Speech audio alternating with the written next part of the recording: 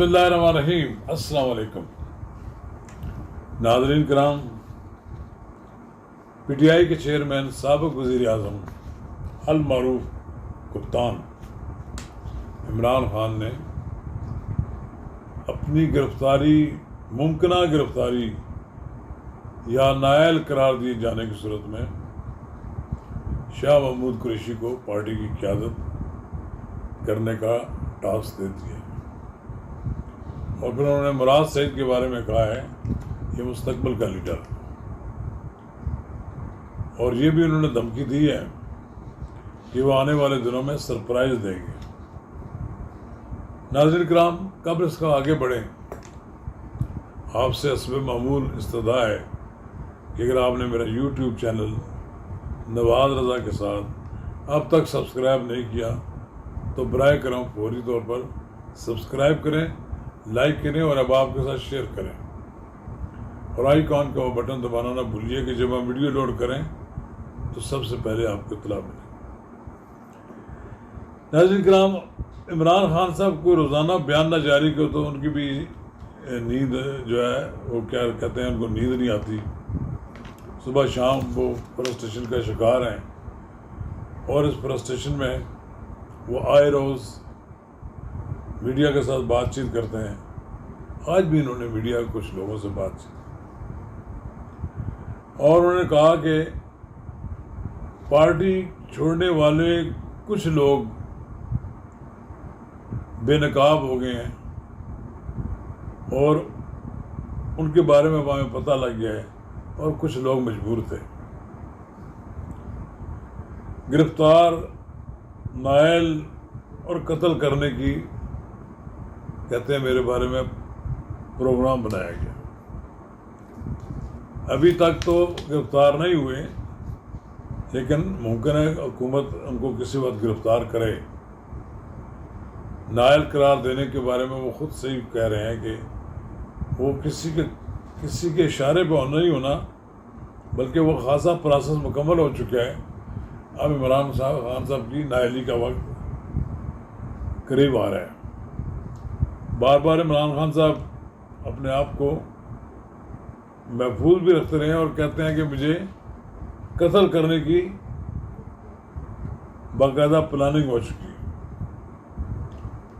मालूम नहीं उनकी बात में किस हद तक सदाकत है, लेकिन बहरहाल अगर वो जेल चले गए तो जेल में तो फिर हुकूमत की जिम्मेदारी हो जाती है कि उनको पूरी तरह तहफ़्फ़ुज़ फराहम करें।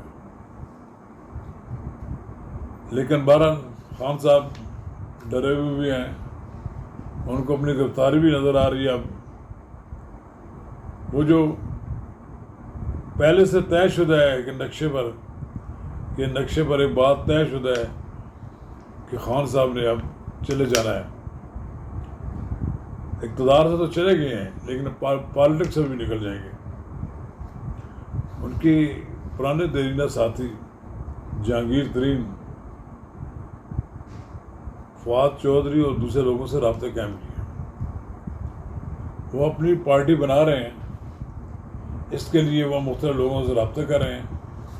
एक सूरत तो ये नज़र आती है कि सरकारी PTI हो जिसको सरपरस्ती हासिल हो एस्टेब्लिशमेंट की, और दूसरी PTI ऐसी भी हो सकती है जो बज़ाहिर तो कोई बड़ा रोल अदा ना कर सके, लेकिन वो इमरान खान साहब के ख़िलाफ़ बड़े ज़ोर शोर के साथ अपनी सरगर्मियाँ जारी रखी। इमरान खान साहब को विन ओवर करने का तो वक्त गुजर चुका है। जिन लोगों ने विन ओवर करना था वो कर लिया है, लेकिन जो छोड़ गए हैं उनके बारे में इमरान खान साहब गमज़दा दिखाई देते हैं। लेकिन बहरहाल उन्हें इस सूरत हाल का तो सामना करना ही था, ये उन्हें मालूम है। अब उन्होंने उमर अयूब को PTI का सेक्रेटरी इत्तलात मुकर कर दिया है, जबकि रऊफ़ हसन को सेक्रेटरी इत्तलात मुकर किया है। ساری پی ٹی آئی کا سیکرٹری جنرل مقرر کیا عمر ایوب کو. خان صاحب کو معلوم ہے کہ عمر ایوب صاحب کے والد دادا مرحوم بھی فوج کے جرنیل تھے, آرمی چیف بھی تھے اور ملک کے صدر بھی رہے. اب دیکھنا یہ ہے کہ عمر ایوب صاحب بھی کھڑے رہتے ہیں یا اس ایجنڈے کا حصہ بن جاتے ہیں کہ جس میں ایک ایسی پی ٹی آئی کو برقرار رکھا جائے گا جس میں کوئی عمران خان صاحب کا قریبی ساتھی نہ ہو, لیکن باقی سارے لوگ جو آشیرواد حاصل کر چکے ہیں اسٹیبلشمنٹ کی وہ اس کے عہدیدار بن جائیں گے. ممکن ہے خان صاحب کا نام لے کر یہ جماعت ایکٹیویٹیز اپنی جاری رکھے. فی الحال تو انہیں کہیں سے کوئی گھاس نہیں ڈالی جا رہی. ایک اور بڑی بات یہ ہے کہ جہانگیر ترین جو ہیں وہ عمران خان صاحب کے خلاف پہلے ہی خم ٹھونک کر اترے ہوئے تھے. اب وہ باقاعدہ اپنا ایک گروپ بنا رہے ہیں اور یہ گروپ کسی بڑے گروپ کا حصہ بھی بن سکتا ہے. صرف بعض سودے بازی ہوگی, اس سودے بازی کے لیے لوگ اکٹھے ہیں. شہدائے کی یادگار جلانے والوں کے بارے میں نواز شریف نے بڑا سخت رد عمل کا اظہار کیا ہے. وہ کسی صورت میں بھی اس وقت عمران خان کو رعایت دینے کے لیے تیار نہیں ہے. مجھے معلوم ہے, میری ذاتی اطلاعات موجود ہیں کہ عمران خان صاحب نے اسٹیبلشمنٹ کے علاوہ پولیٹیکل پارٹی سے بھی رابطے قائم کیے ہیں کہ انہیں کسی طرح معافی مل جائے, لیکن کوئی معافی دینے کے لیے تیار نہیں ہے. اور نہ ہی کسی سیاستدان میں اتنا حوصلہ ہے کہ وہ آرمی چیف کے پاس جا کر عمران خان کی سفارش کرے, کیونکہ عمران خان کے بارے میں کہا جاتا ہے وہ جھوٹ بہت بول لیتے ہیں, ان کی کسی بات پہ اعتبار کو نہیں کیا جا سکتا. ایک بات تو کلیئر ہو گئی کہ عمران خان صاحب کو اب نظر آ رہا ہے خدشہ کہ وہ گرفتار ہو جائیں گے, نائل ہو جائیں گے, اور کہتے ہیں کہ مجھے قتل کرنے کی دھمکیاں بھی دی گئی ہیں بھارت سے. اگر کوئی ایسی بات ہے تو حکومت کو اس کی تحقیق کرا لینی چاہیے. لیکن ایک بات تو کلیئر ہے کہ عمران خان صاحب حوصلہ چھوڑ گئے. وہ جو ان کے رویے میں بڑی تمکنت تھی, دبدبا ہوتا تھا, وہ سب ہوا ہو گیا ہے.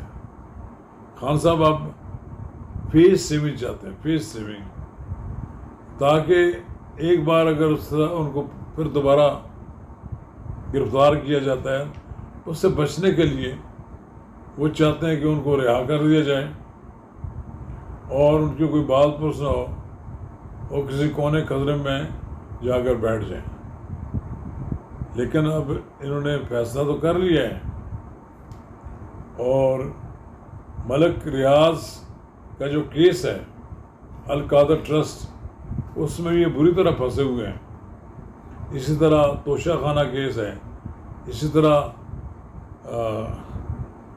فنڈ ریزنگ ہے.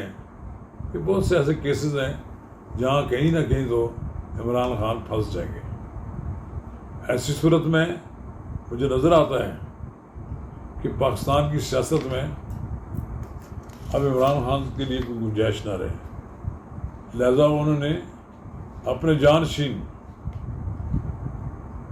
شاہ محمود قریشی کو بنا دیا ہے, اور پھر اس کے بعد ممکن ہے وہ ان کے بعد کسی اور کو نامزد کر دیں. لیکن فی الحال شاہ محمود قریشی عمران خان کو ریپرزینٹ کریں گے. لیکن یہ لوگ تو گرفتار ہیں. مجھے نہیں نظر آتا کہ شاہ محمود قریشی کو جیل سے نکال کر مذاکرات کی میز پر بٹھا دیا جائے گا.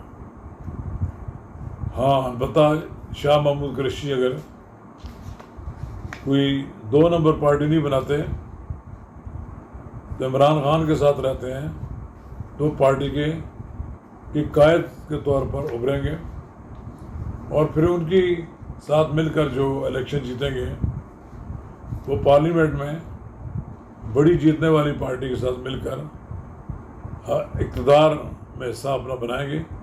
بصورت دیگر مجھے عمران خان صاحب کے لیے کوئی سیاسی کامیابی، کوئی سیاسی ان کے لیے کوئی سہولت نظر نہیں آ رہی.